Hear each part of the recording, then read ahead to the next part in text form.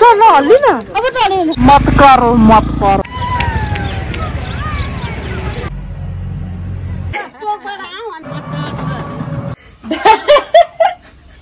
Hello guys welcome back again. अहिले चाहिँ यता म सर्लाहीको भरताल घुम्न जाँदैछु। के हुन्छ हेर्दै जानु है त।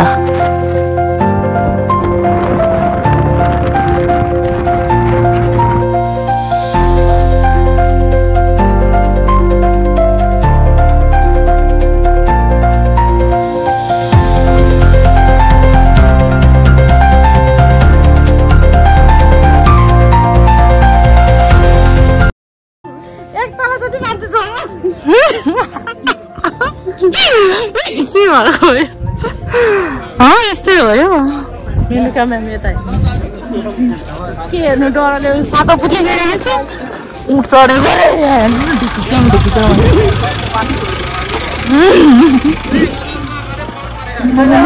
धेरै हल्ली होला क्या हल्ली न अब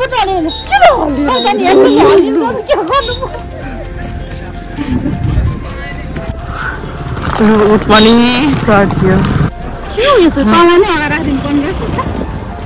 म भन्दैछु केही हुन अघि त डर लाग्थ्यो अब के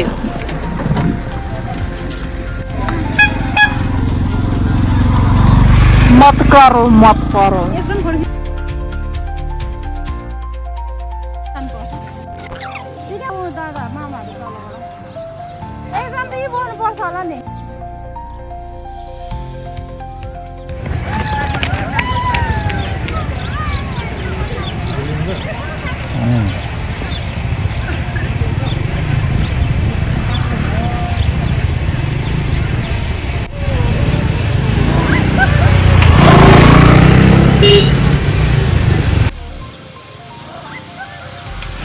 भरतालको यात्रा चाहिँ यही सकिएको छ। छोटो मिठो थियो है। So see you tomorrow. The next morning लासो फ्याफुला फेरि पनि स्वागत छ मेरो च्यानलमा। आज चाहिँ सर्लाहीको यात्रा समाप्त गरेर काठमाडौँ जाँदैछौँ सिमरा हुँदै। सो भर्खर कति 6 बज्यो 6 बजे उठ्यो। अब अहिले 12 बजेको फ्लाइट छ। अब प्याकिङ सुरु गर्नुपर्छ।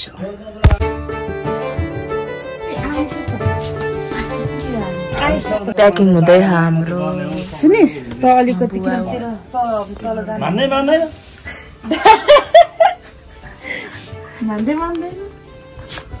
यहाँ चाहिँ छ हाम्रो लेमन टी अनि यता साइडमा छ मुसुरीको दालहरू। यसलाई सुकाएर पछि यसको दानाहरू निकाल्छ अरे के, त्यही भएर टक्क सुकाएको छ। यहाँ चाहिँ भेज तरकारी पाक्दै छ। उता चाहिँ चिकन पकाउँछ मेनुकाले। यता भेज पार्टी उता मेनुकाको पार्टी। जुन चाहिँ यता भूत ल्याउँदै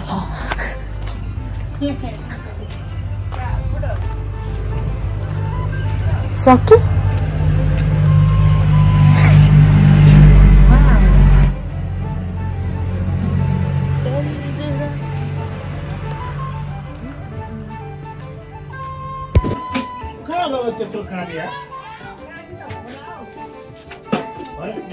कुदाउने भनेको लगेज रेडी भयो लाग्यो नि। सर्लाही गाउँलाई बिदाई।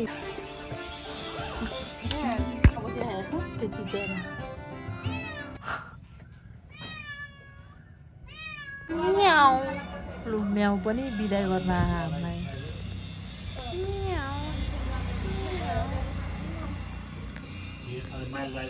अटो रेडी छ त्यता। आइनी by bye bye bye bye by. लु हाम्रो अटो रेडी छ। यता सामान छ। अहिले एकछिनमा बाटोमा भेट्ने छु।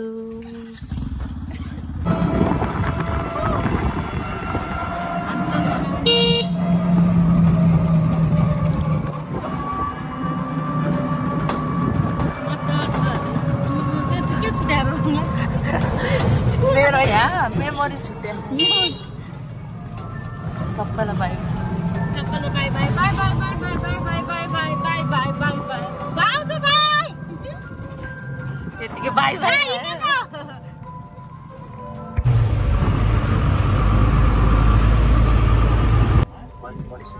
10 मिनट ब्रेकमा रेड बुल ब्रेक हुँदैछ यहाँ 10 मिनट ब्रेकमा रेड बुल ब्रेक हुँदैन मेमोरी फुल भइसक्यो कति अट्ने हो कति अट्ने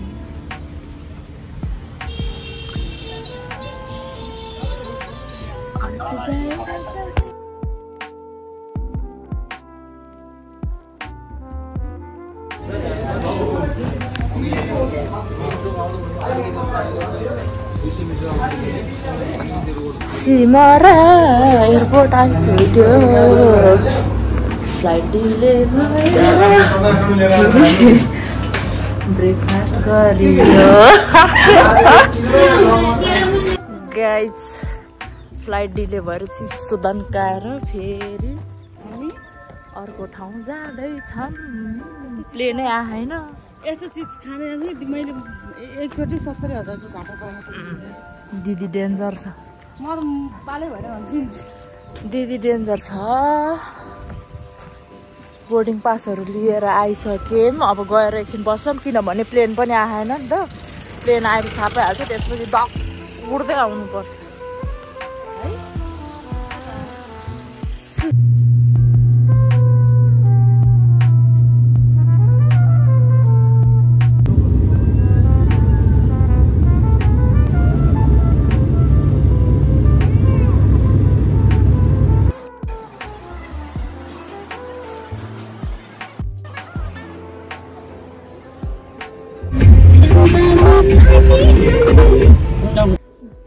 ल गाइस फाइनल्ली हामी आइपुग्यौँ काठमाडौँ अहिले चाहिँ म यसको घरमा छु होइन होला बाहिरबाट हाम्रो चाहिँ कति 2 बजेको थियो होइन फ्लाइट डिले हुँदा हुँदा 2 बजेको थियो अहिले 2 बजेको 12:55 को थियो डिले भएर 2 बजे 2:10 उडेको थियो 2:30 मा त हामी यहाँ आइपुगिसकेको थियो आएर यहाँ चिया खाएर किनभने मेरो थोरै सामान यसकोमा हालेको थियो नि त त्यो सामानहरू मेरोमा सारे म चाहिँ अब रेडी भएको घर जानलाई एकछिन रेस्ट गरौँ भनेर के अब कति 5 बज्न थाल्यो अब एकछिनमा पठाउ बोलाएर म पनि जान्छु सो सरलाईको यात्रा चाहिँ मेरो एकदम दामी भयो 17 दिन बस्यो होइन सोचेको पनि थिएन एक हप्ताको लागि भनेर गएको कामहरू एड हुँदा 17 दिन भयो तर कति हुन्छ नि 17 दिन कति चाँडो गयो थाहा नै पाएन कि अब बिजी पनि भयो नि त होइन हल्का